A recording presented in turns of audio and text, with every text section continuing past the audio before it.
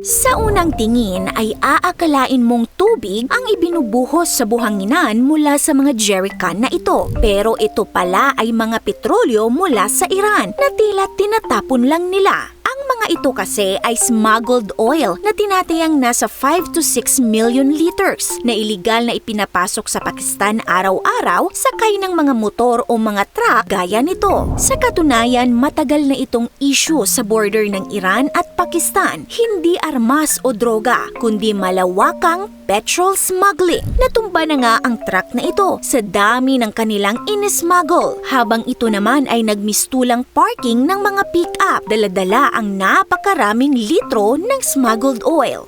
Ang Iran ay isa sa mga pangunahing oil producers sa mundo, kaya naman isa rin ito sa may pinakamababang presyo ng petroleum products. Dahil dito, lumaki ang fuel smuggling papunta sa mga karatig bansa tulad ng Pakistan at Afghanistan, kung saan mas mataas at mas mahal ang presyo ng legal na ibinebentang gasolina. Ayon sa Pakistan military, milyon-milyong litro ng petrolyo mula Iran ang iligal na ipinapasok sa kanilang bansa araw-araw na nagkakahalaga ng $1 billion o mahigit 58 billion pesos sa bawat taon. Kadalasan ito ay pinupuslit gamit ang mga tanker at jerrycan, sakay ng pickup trucks at motorcycles at dumadaan sa mga iligal na ruta. Pagkatapos makatawid ng border, ang smuggled na Iranian oil ay iniipon sa mga underground storage facilities. Muli itong ikinakarga sa mga sasakyang may mga secret compartment tulad ng passenger bus, zambad vehicles o dump trucks at ibinebenta sa mga unauthorized roadside petrol outlets. Pero bakit nga ba ito nangyayari? Sa mga border towns tulad ng Balochistan, smuggling ang naging pangunahing hanap buhay dahil sa kahirapan. Naging normal na ito para sa maraming pamilya. Sa katunayan, tinatayang 2.4 milyon na tao rito ang umaasa sa smuggled oil para mabuhay. Ang epekto, nasisira ang ekonomiya ng Pakistan, nalulugi ang mga legal na fuel stations at lumalakas ang black market.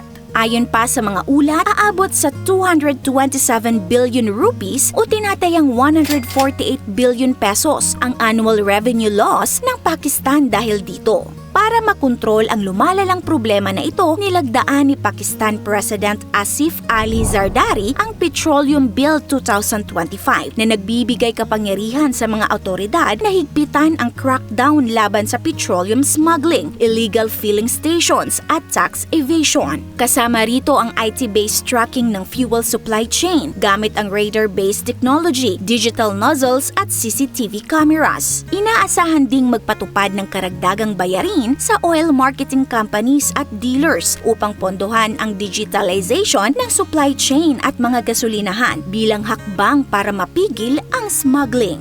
Ikaw kaasam, sa palagay mo ba dapat panghigpitan ng Pakistan government ang crackdown o mas unahin nilang bigyan ng legal na hanap buhay ang mga tao sa border towns? Kaasam, wala bang wastong lagayan ang mga kutsilyo nyo? Well, kumuha ng stainless steel magnetic knife holder para ma-organize ang inyong mga kutsilyo. May sapat itong magnetic force kaya siguradong kakapit at hindi basta-bastang mahuhulog ang inyong kutsilyo. Modern ang design kaya napakalinis nitong tingnan. Pwede rin itong maging lagayan ng susi, mga light tools at iba pa. Kung magkano at saan mabibili, click the link na nasa description.